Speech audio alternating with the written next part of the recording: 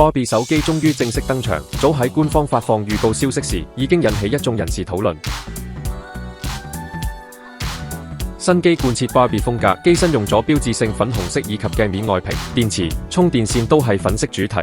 Barbie 手機係一部 4G 翻蓋式功能手機，着機時會有 Hi Barbie 嘅音效，用戶界面提供定製 Barbie 圖案、背景畫面以及鈴聲。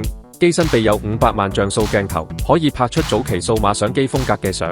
大家又點睇呢部手機？更多新機資訊，即上有和 Yoho 睇下啦。就係有和，乜都有和。